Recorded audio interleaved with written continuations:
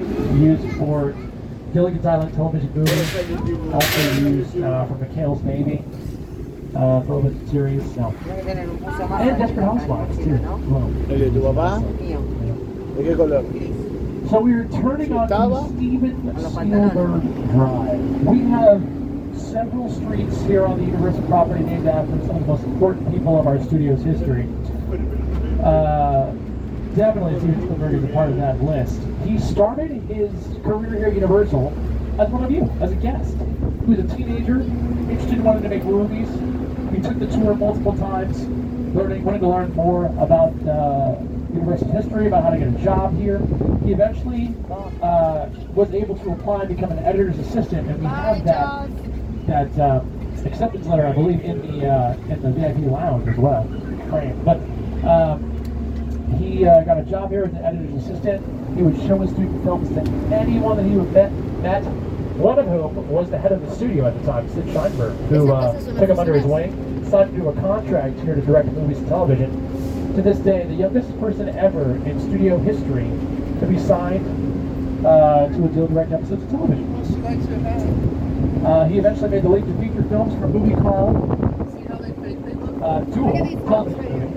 After that, he made the Sugarland Express. Todo fachada, Introduction to working with John Williams, who scored almost all of his films. Mirá la de Volver al Futuro. Mirá la de Volver al Futuro. Before I forget, on your left, La Lion del Estate Parque Signs, for Back to the Future fans. Lionsgate. We weren't able to give you guys the clock tower, but we weren't able to give you these Lion Estate signs here, so at least we were able to give you that. Propiedades Lion. Side note, Back to the Future was produced by Steven Spielberg. But I digress. Sugarland Express, and then his next film was, of course, the iconic Jaws, and a career as a Hollywood blockbuster studio director was born. He has directed several films for us here on the Universal lot, or from Universal Pictures. We'll get a little bit more into that later. Rio Tram from 1964. Right here. This is the vehicle that Steven Spielberg was driving in when he first came to Universal in the 60s. No? We've made some state-of-the-art upgrades. De la película Mega. We have the gyrosphere from Jurassic World, and also the Jeep from Jurassic World. I like to point out the cars from the Flintstones live-action film from 1994. I saw that movie when it came out in theaters, and it started my lifelong love affair with Halle Berry, which continues to this day. Laugh all you want to, she's a goddess. We also have several vehicles from the Fast and Furious franchise. We've got 11 films in that franchise. Can you believe that? 11. And we're making more. We have several vehicles from the Transformers films also. Yeah, 10 Fast and Furious films and one spin-off. So that's 11 in total. Yeah. And right around the corner, everyone's favorite bed and breakfast. This is the Bates Motel and the Psycho House from Alfred Hitchcock's classic film, Jaws. I wanted to see if you guys are paying attention. I saw the people nodding off back there. That's why I was like, let's see.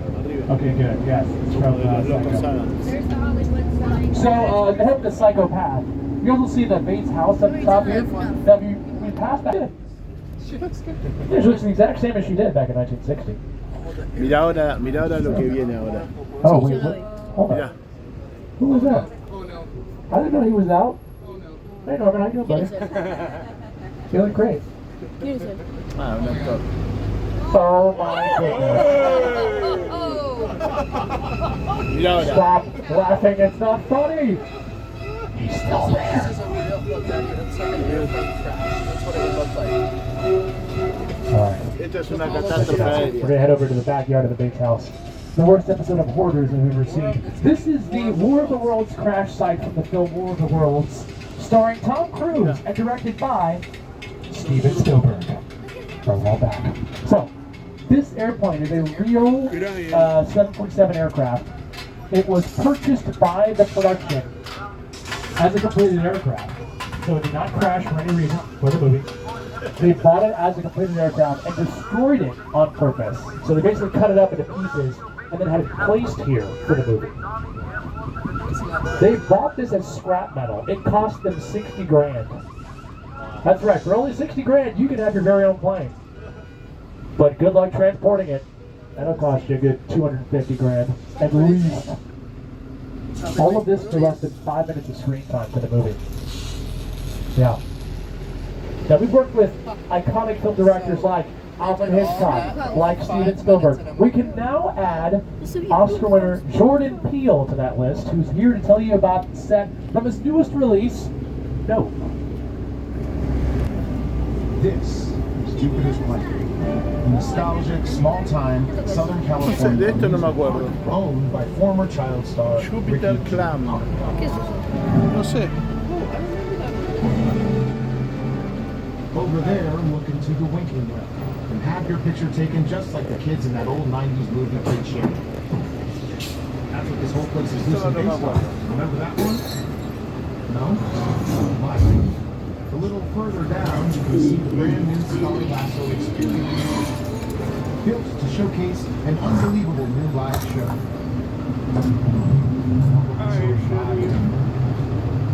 Anyway, behind this Hollywood fantasy, Boyd Brand Concierge lies a sinister secret. Smack dab in the center of the hospital. What's a bad miracle?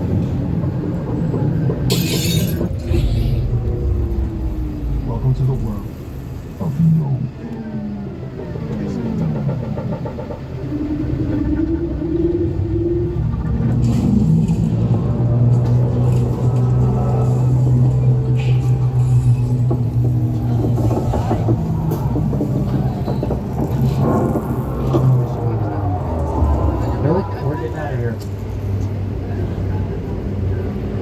Side note, you guys, that blue screen directly behind us, I want to point that out real quick because that was featured in several massive productions, movie like Inception and Dunkirk, both directed by Christopher Nolan, Beyonce's Formation video, and my favorite movie of the year, Top Gun Maverick, filmed out there. Now, most of those scenes took place actually, in the air of real planes.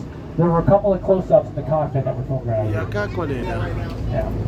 I love that movie. That movie's awesome. Yeah, let's see it. Check it out. It's so good. Anyway, we are now going to go into Los lentes, los lentes. there is someone on board Dame, no sabía que... Al nono, dale uno. testifying against Owen Shaw and his international crime syndicate. So we're going to make sure to keep that person safe